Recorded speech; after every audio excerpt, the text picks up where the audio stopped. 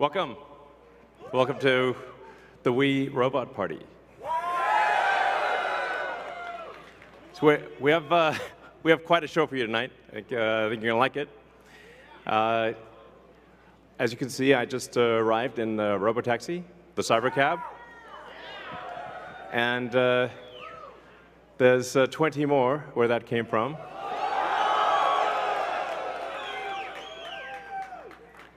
So they've been traveling. There's no people in them, as you can see. The car's just going by with no people.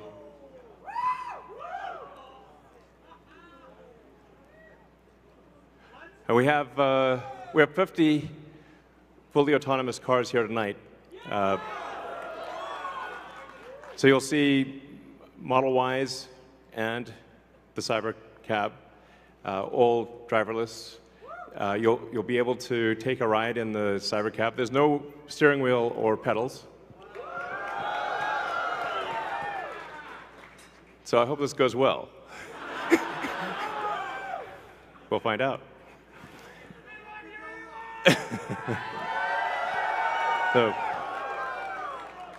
So you see a lot of sci-fi movies where the future is dark and dismal, where it's not a future you want to be in.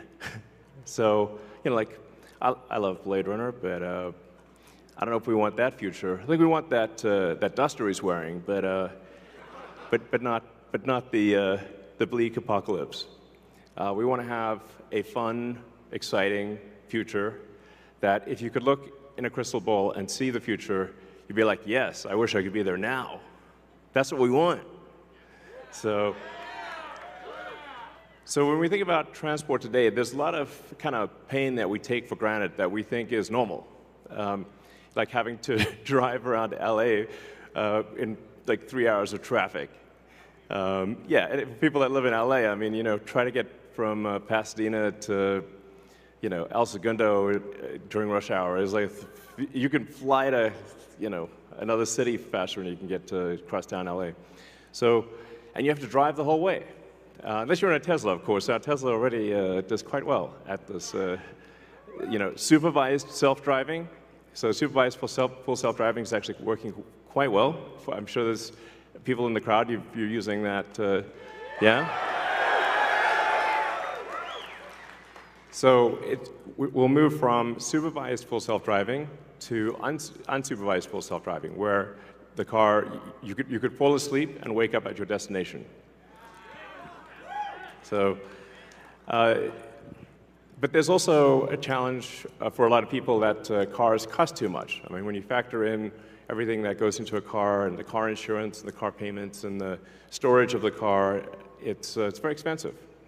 So with, and you say, like, how many hours a week are cars used? Your average passenger car is only used about 10 hours a week out of 168 hours. So the vast majority of the time, cars are just doing nothing. But if they're autonomous, they could be used, 5 times more, maybe 10 times more. So you could actually, for the same car, would have 5 times as much value, maybe 10 times as much value. There's 168 hours in the week, and like I said, only 10 of them are used for driving. So, and then a bunch of those hours are looking for a parking spot, which is, can be pretty annoying at times. So we want, with autonomy, you get your time back. This is a very big deal. So it's not just it'll save lives, like a lot of lives, and prevent injuries. I think we'll see autonomous cars become 10 times safer than a human. I mean, if you think of times past where there used to be an elevator operator in every elevator, but once in a while they get tired and they accidentally shear somebody in half, So now we have automated elevators. You just get in an elevator and you press a button, and you don't even think about it. And it just takes you to the floor. And if you did see an elevator operator with a big relay switch, you'd be like, that's weird. Now, that's how cars will be. And it's not just the lives saved in injuries, but if you think about the cumulative time that people spend in a car and the time that they will get back that they can now spend, well, I guess, on their phones or watching a movie or doing work or whatever you want to do. You can think of the car in an autonomous world as being like just a little lounge. You're just sitting in a comfortable little lounge, and you can do whatever you want while you're in this comfortable little lounge. And when you get out, you will be at your destination. So, yeah, it's going to be awesome.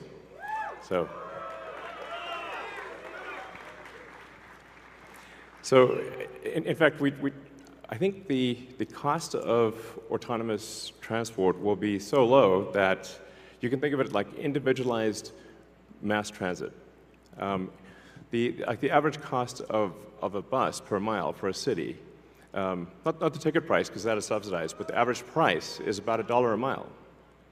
Whereas the cost of Cybercab, we think probably over time, from the operating cost is probably going to be around 20 cents a mile. And price, including taxes and everything else, probably ends up being 30 or 40 cents a mile. So yes, and you will be able to buy one.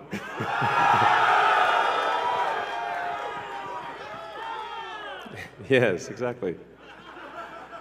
And we expect the cost to be below $30,000. Yeah.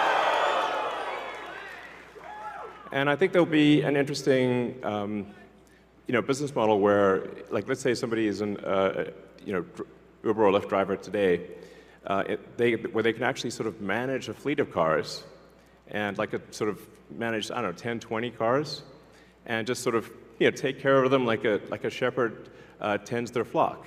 You have a little flock of cars, and you're the shepherd, and you take care of your flock of cars. I think that'd be pretty cool. I think it's going to be a glorious future. It's going to be really something special. So, yes, good, all excellent questions.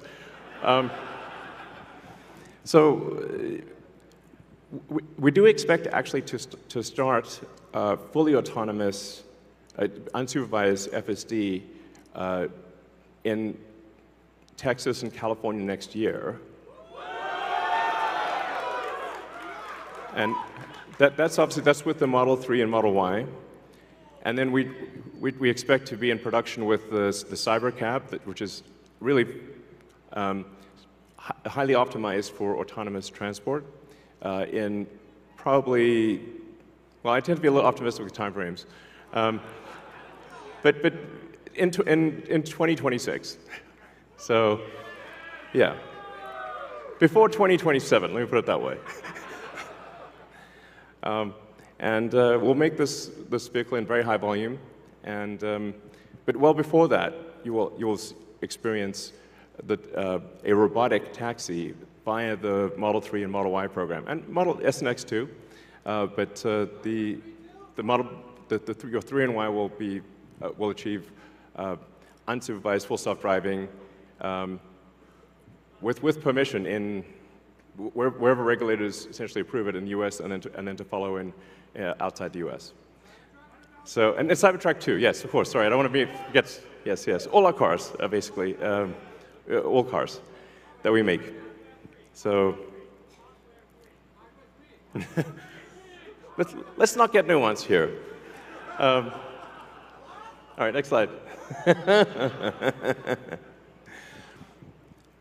So one of the reasons why the computer can be so much better than a person is that we have millions of cars that are training on driving. So it's like living millions of lives simultaneously and seeing very unusual situations that a person in their entire lifetime would not see.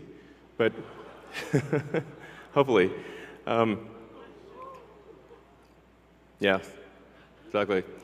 So, with that amount of training data, it's obviously going to be much better than what a human could be, because you can't live a million lives.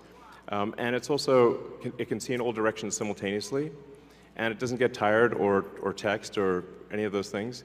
So it will naturally be, like I said, 10, 20, 30 times safer than a human, just for all those reasons.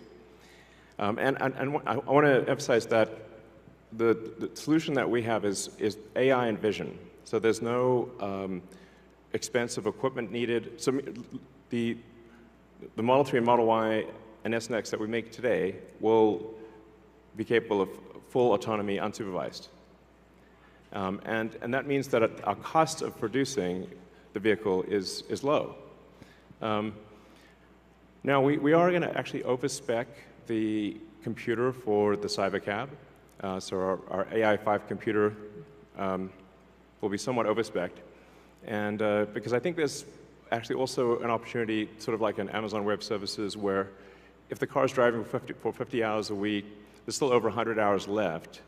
And there's a potential there to have a massive amount of distributed inference compute, where if you've got, like, say, a fleet of 100 million vehicles and a kilowatt of efficient inference compute, you have 100 gigawatts of compute, which is really quite substantial. And if it's there, you might as well use it. So, yeah, so that I think will make sense. So, all right. So our autonomous future is here. As I said, we've got 50 Teslas driving autonomously. We're trying to give you a sense of what cities will be like in the future. And when you get in, you'll see, like, it's really quite a wild experience to just be in a car with no steering wheel, no pedals, no controls, and it feels great. So, and we have enough vehicles here, so everyone should be able to try it out and experience the set that we've built here. It's a very big set, so it's like really, we've used several, I don't know, 20, 30 acres or something like that. It's really big. So it goes on, the ride's long. And we set it up to feel like a ride, like a park ride. So it'll be cool, and you'll get to experience it tonight.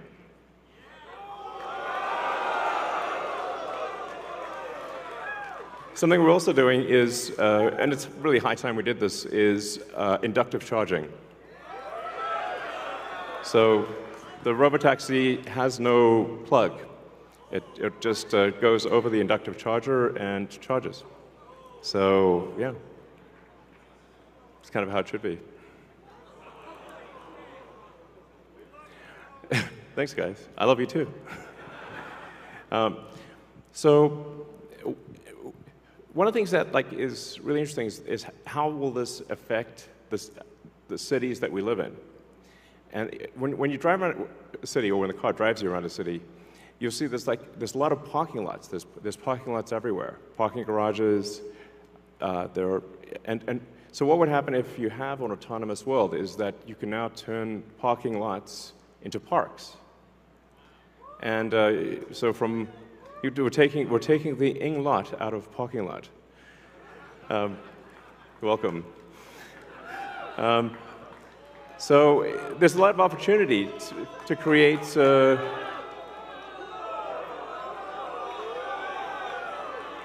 green space in the cities that we live in.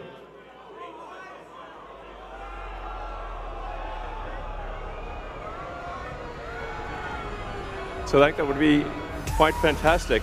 Oh, and also, what happens if you need a vehicle that is bigger than a Model Y?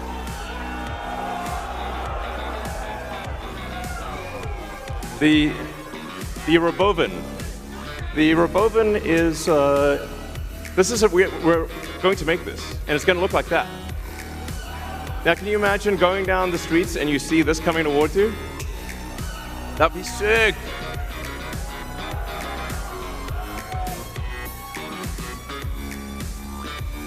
So this can carry up to 20 people, and it can also transport goods.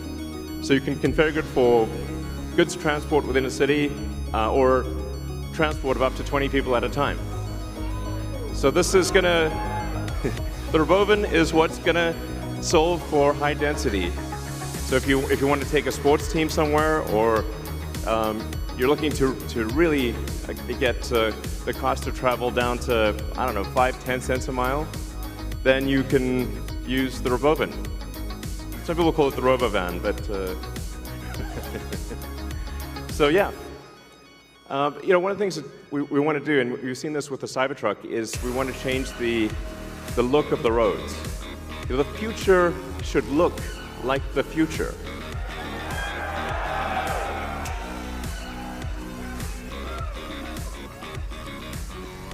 So, speaking of robots,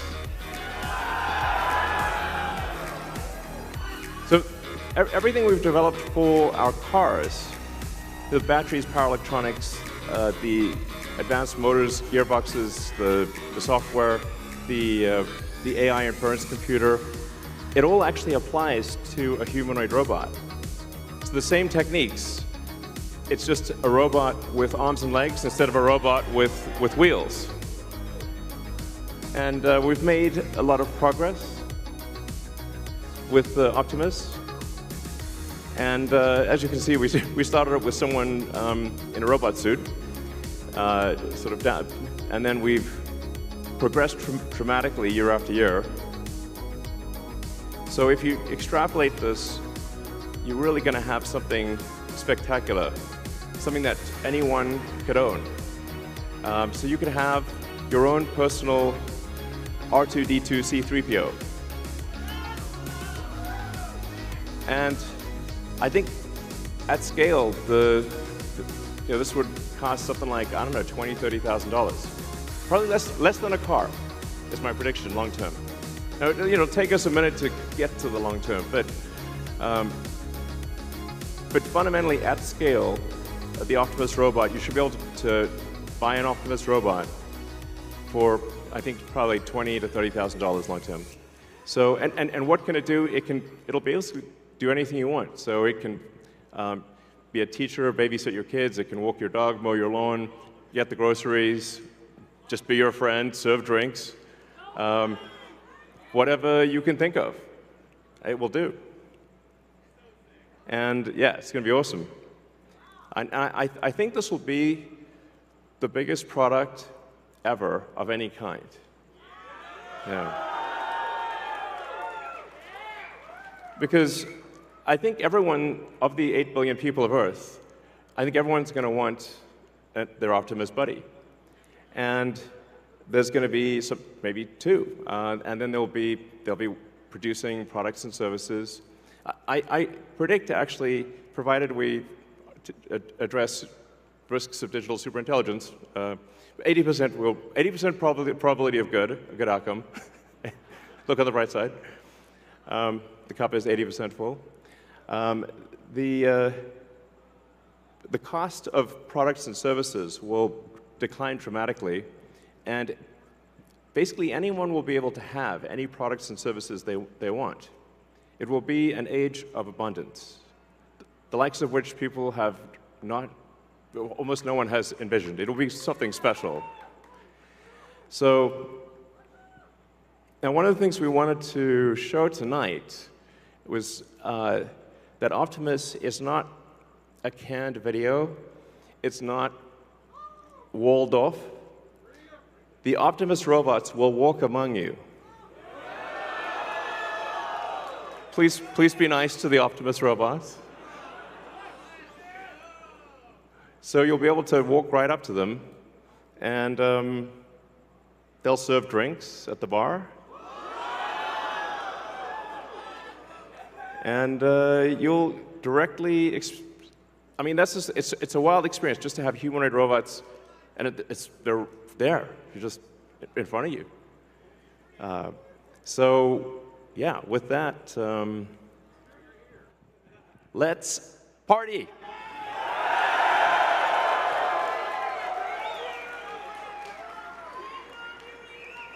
I love you guys too. If you look at that gazebo over there, let's get the party started.